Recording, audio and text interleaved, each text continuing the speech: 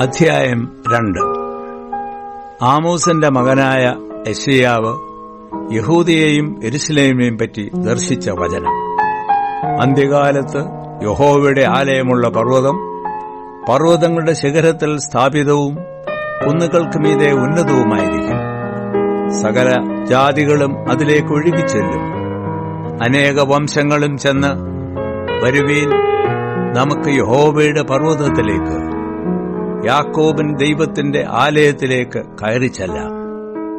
അവൻ നമുക്ക് തന്റെ വഴികളെ ഉപദേശിച്ചു തരികയും നാം അവന്റെ പാതകളിൽ നടക്കുകയും ചെയ്യും എന്ന് പറയും.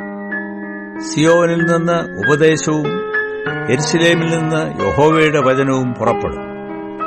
അവൻ ജാതികളുടെ ഇടയിൽ ന്യായം വിധിക്കുകയും ബഹുവംശങ്ങൾക്ക് വിധി കൽപ്പിക്കുകയും ചെയ്യും. അവർ തങ്ങളുടെ വാളുകളെ കൊഴുക്കളായും കുന്തങ്ങളെ വാക്കത്തികളായും അടിച്ചു തീർക്കും. ജാതി ജാതിക്ക് നേരെ വാളോങ്ങുകയില്ല.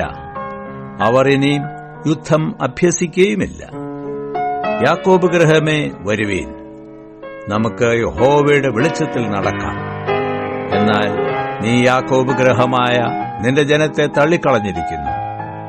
അവർ പൂർവ്വദേശക്കാരുടെ മര്യാദകളാൽ നിറഞ്ഞും ഫെലിസ്ത്യരെ പോലെ പ്രശ്നക്കാരായും അന്യജാതിക്കാരോട് കൈയടിച്ചവരായും ഇരിക്കുന്നു. അവരുടെ ദേശത്ത് വെള്ളിയും പൊന്നും നിറഞ്ഞിരിക്കുന്നു. അവരുടെ നിക്ഷേപങ്ങൾക്ക് കണക്കില്ല. അവരുടെ ദേശത്ത് കുതിരകൾ നിറഞ്ഞിരിക്കുന്നു. അവരുടെ രഥങ്ങൾക്കും എണ്ണമില്ല. അവരുടെ ദേശത്ത് വിഗ്രഹങ്ങൾ നിറഞ്ഞിരിക്കുന്നു. സ്വവിരൽ കൊണ്ടുണ്ടാക്കിയ കൈപ്പണിയെ അവർ നമസ്കരിക്കുന്നു. മനുഷ്യൻ വണങ്ങുന്നു, പുരുഷൻ കുനിയുന്നു. ആകയാൽ നീ അവരോട് ക്ഷമിക്കരുതേ.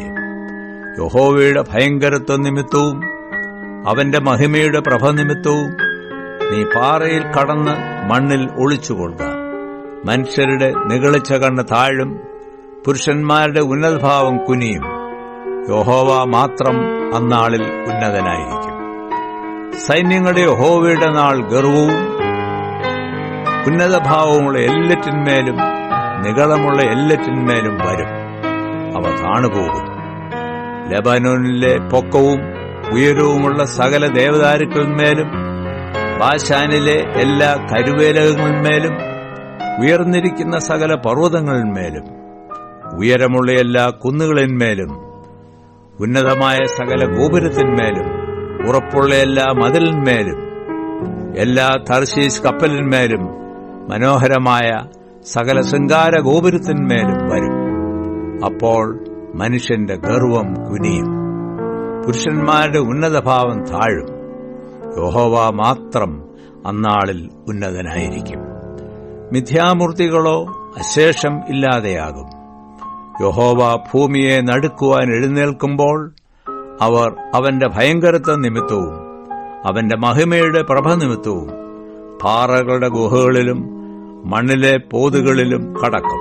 യഹോവ ഭൂമിയെ നടുക്കുവാൻ എഴുന്നേൽക്കുമ്പോൾ അവന്റെ ഭയങ്കരത്വ നിമിത്തവും അവന്റെ മഹിമയുടെ പ്രഭ നിമിത്തവും പാറകളുടെ ഗഹ്വരങ്ങളിലും പൊട്ടിയ പാറകളുടെ വിള്ളലുകളിലും കടക്കേണ്ടതിന് തങ്ങൾ നമസ്കരിപ്പാൻ വെള്ളികൊണ്ടും പൊന്നുകൊണ്ടും ഉണ്ടാക്കിയ മിഥ്യാമൂർത്തികളെ മനുഷ്യർ ആ നാളിൽ തുരപ്പനെലിക്കും നരിച്ചുകറിനും എറിഞ്ഞുകളയും. മൂക്കിൽ ശ്വാസമുള്ള മനുഷ്യനെ വിട്ടൊഴിവീൻ, അവനെ എന്ത് വിലമതിപ്പാനുള്ളൂ.